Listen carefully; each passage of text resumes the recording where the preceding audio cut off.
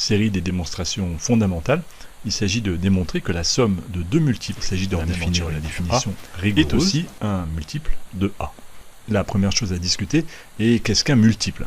Il s'agit d'en donner une définition rigoureuse. Et donc, la définition nous dit que si on a A et B qui sont deux entiers naturels, eh bien on dira que A est un multiple de B lorsqu'il existe un entier naturel, qu'on pourrait appeler Q par exemple, tel que A est égal à B fois Q.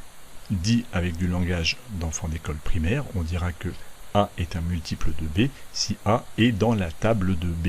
Même si ce vocabulaire-là n'est pas très rigoureux, il permet de comprendre exactement ce dont il s'agit. Prenons par exemple, A est égal à 15, est donc un multiple du nombre B qui est égal à 5, parce qu'il existe un entier naturel, Q, qui vaut 3, tel que A est égal à B fois Q, c'est-à-dire qu'on a bien trouvé 15 est égal à 5 fois 3, on a trouvé un entier 3, qui fait que 15 est dans la table de 5.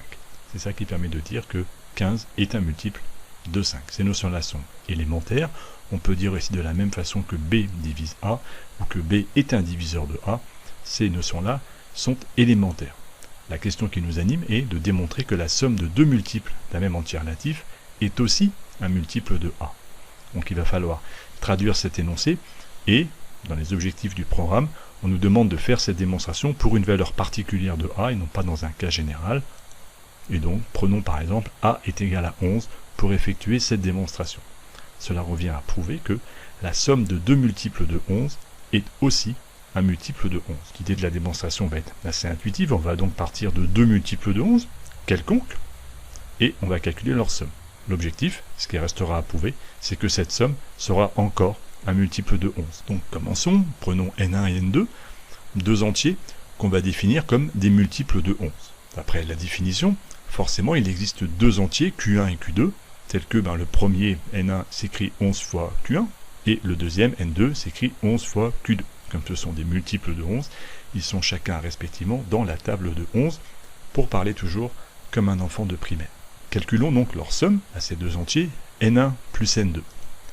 Comme on a donc ces deux définitions que nous avons trouvées, n1 est égal à 11 fois q1 et n2 est égal à 11 fois q2, en calculant leur somme, on obtient n1 plus n2 est égal à 11 fois q1 plus 11 fois q2. De là, il y a une factorisation élémentaire par 11, et cela permet d'écrire que n1 plus n2 est égal à 11 fois q1 plus q2.